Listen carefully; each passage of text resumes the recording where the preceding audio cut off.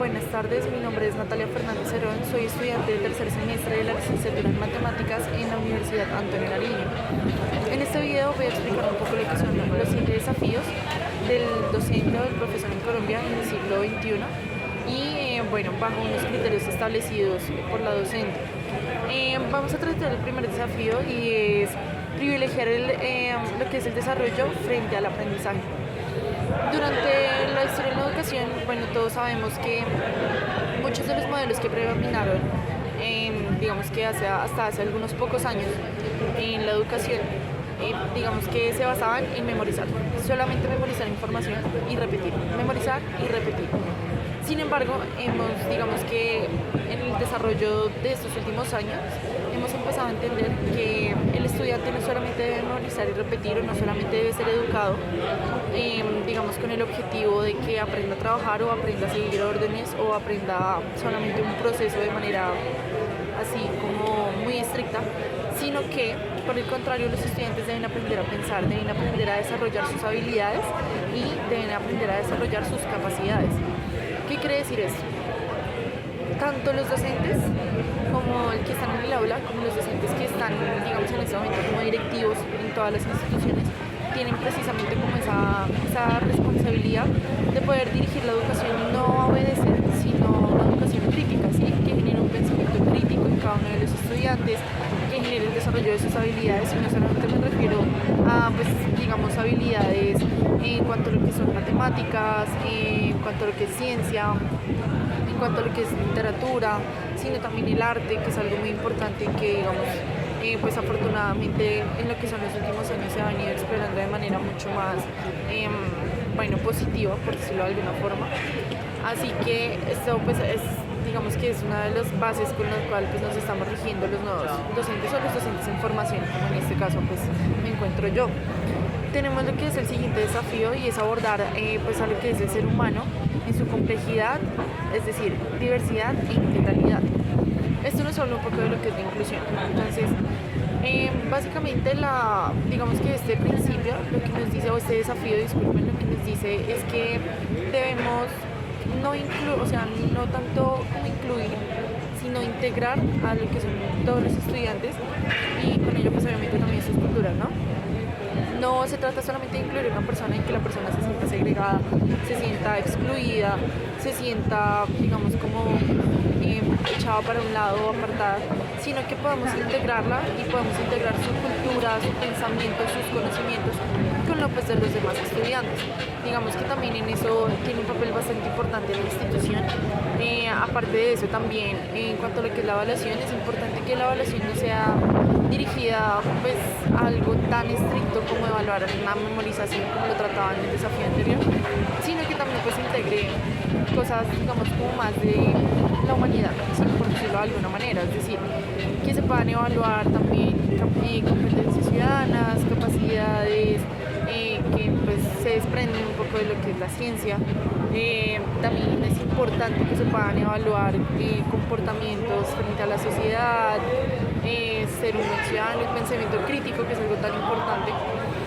Y con eso nos vamos a lo que es el tercer desafío. Lo que nos dice el tercer desafío es priorizar el trabajo en competencias básicas. ¿Qué quiere decir eso? Siempre hemos conocido como las competencias básicas como matemáticas, física, química, biología, escritura, historia, etcétera, inglés, idiomas, idiomas. Y es importante que también, esto va muy relacionado con los demás desafíos, que empecemos a reconocer como competencias básicas también el arte, sí, exactamente lo que es el arte, la expresión del arte, cómo saber expresarme frente a las otras personas, cómo tener una inteligencia emocional que me permita afrontar las diferentes situaciones de mi vida con cierta madurez, o que me brinde herramientas a mí para poder salir a la calle, por decirlo de alguna forma, o poder salir de mi burbuja sin que esto vaya a generar un choque emocional que pueda traer consecuencias negativas no solamente para mí, sino también para la sociedad. Y obviamente siempre actuar bajo lo que es el bien. También ahí entra la ética y la moral. Es muy importante poder desarrollar lo que es esa parte. Como corto desafío, tenemos que, pues bueno, hay que desarrollar mayor diversidad y flexibilidad curricular en la educación básica y media. ¿Qué quiere decir eso? Todo muy relacionado, y es que siempre pues todo, como lo mencionaba al principio, todo es muy estricto, ¿no? Y todo ha sido muy estricto ahorita, pues afortunadamente ya se ha empezado a flexibilizar pues, un poco todo. Pero sí es como que si usted no sabe cuánto es 2 más 2, no me sirve. Cero. Si usted no sabe una tabla del 6 de memoria, usted no me sirve. Cero. Y no, eso no debe ser así. Entonces, ¿a qué se refiere eso? Bueno, ¿a qué se refiere flexibilizar un currículum? Es que, bueno, ahí también entra la parte de la integración y entra también la parte de la inclusión, con lo que son personas que no, digamos que, bueno, tienen ciertas movilidad, bueno, podemos decir movilidad reducida, que ciertas, bueno, problemas cognitivos, por decirlo de alguna manera, que también podemos reconocer dentro de eso, bueno, no dentro de esa categoría, sino ya en cuanto a lo que es la inclusión de culturas, las personas que hacen parte de otras culturas, los indígenas, bueno, etcétera. Inclusive también, por ejemplo, lo podemos pensar desde el punto de vista en el que un estudiante de estrato muy bajo vaya a estudiar a una institución que tiene un nivel social bastante alto. Entonces, en todo eso pues podemos entrar a mirar lo que es la flexibilización del currículo, y es no hacer de la educación algo que sea estrictamente, o sea, recto, sino que la educación es un proceso muy bonito y es un proceso que debe ser flexible, que debe ser amigable, que debe ser humano, ¿sí? Y precisamente la flexibilización del currículo nos invita a ser más humanos. En cuanto a lo que es la evaluación, es muy importante evaluar no solamente, como lo mencionaba ahorita, no solamente la parte conceptual, sino también evaluar la parte humana de cada uno de los estudiantes, porque de nada sirve pues una persona que salga con una cantidad de conocimientos muy amplia, pero que no los sepa aplicar o que los aplique de manera errónea y pueda causar un daño a los demás, a la ciudadanía. Tenemos ya lo que es el sexto desafío, y es favorecer el interés por el conocer. ¿Qué quiere decir esto?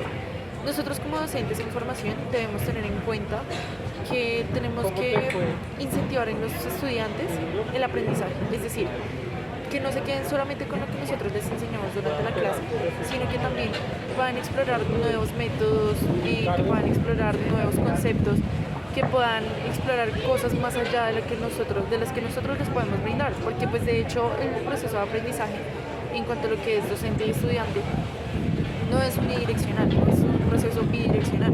¿Qué quiere decir eso? Que no solamente el estudiante va a aprender de mí, sino que yo también tengo muchísimo que aprender del estudiante.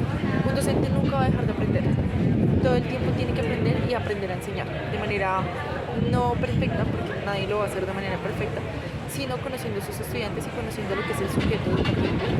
¿Sí? ¿Qué quiere decir esto? Yo como docente no debo solamente centrarme en lo que es el estudiante y en lo que me muestra el estudiante en el aula de clase, sino que debo interesarme también por su entorno familiar, por su entorno socioeconómico, digamos, qué tal está emocionalmente mi estudiante, porque no es lo mismo un estudiante que tenga una depresión muy severa y esté pues en la misma clase con otro estudiante pues que esté en un muy buen momento de su vida o que tenga una estabilidad emocional. Yo tengo que preocuparme también por eso, porque como lo mencionaba ahorita en otro de los desafíos, la educación no debe ser estricta, no debe ser una regla. La educación es un proceso muy bonito y es un proceso que debe ser curvilíneo, o sea, no tiene que ser perfecto.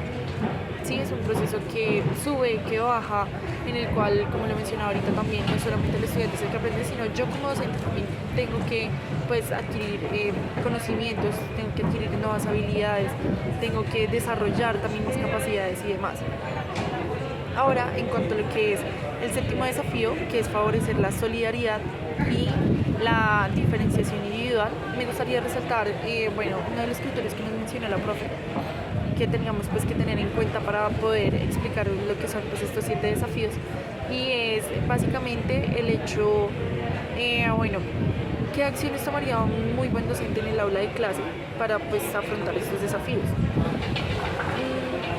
Con esto digamos que quiero como reunir o como tomar todo lo que ya pues he mencionado a lo largo del video, y es que un estudiante no debe ser formado solamente en la parte académica, sino que también debe ser formado en la parte humana.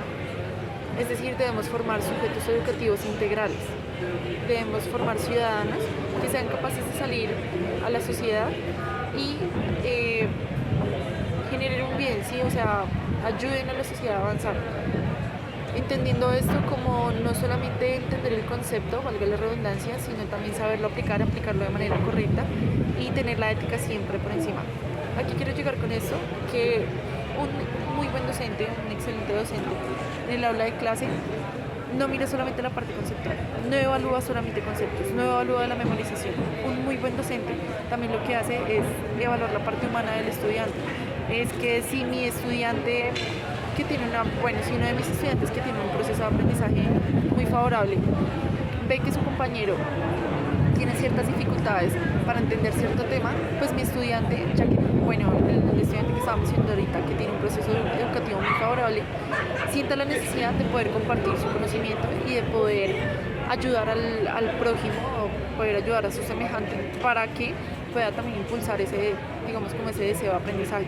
Entonces, el mensaje final que yo quiero dejar con todo lo que he mencionado a lo largo del video es que debemos preocuparnos no por formar estudiantes estrictos o estudiantes al pie de la letra, por decirlo de alguna manera, sino que tenemos que orientar nuestro proceso educativo, porque nosotros como docentes también tenemos un proceso educativo, a formar seres humanos integrales y siempre como tener eso como norte, y es formar seres humanos, no formar máquinas, no formar empleados, no formar un robot, sino formar seres humanos que sean capaces de sentir empatía por los demás, que sean capaces de compartir su conocimiento, que sean capaces de entender al otro, de ponerse en los zapatos del otro, de poder aplicar esos conocimientos que adquieren a lo largo de su vida académica en un entorno social y de poderlo aplicar de manera correcta. Entonces, en resumen y en conclusión, lo que yo quiero dejar con todo esto es que debemos tener como norte formar seres humanos éticos, que obviamente la idea pues, es que tengan un proceso educativo muy favorable y que puedan aprender y entender todos los conceptos que nosotros les brindamos. Por ejemplo, lo digo yo desde mi área, que es matemáticas, que suele ser,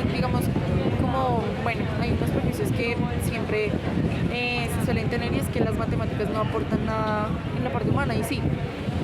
En las matemáticas se aprende el pensamiento lógico matemático, que es muy importante para poder desenvolverse en la vida real, ¿sí? Para poder entender, así sean las vueltas que le da a uno la señora de la tienda. Entonces, no dejemos de lado la parte humana o la formación humana de nuestros estudiantes solamente para que ellos puedan entender o memorizar un concepto, porque la vida va mucho más allá de eso y las cosas o ese tipo de situaciones se pueden realizar de manera integral. Y esa es la idea, que nosotros como docentes también podamos aprender todo el tiempo de nuestros estudiantes, de sus familias, de lo que compone el sujeto educativo, a través pues, de lo que es el objeto educativo. Muchas gracias.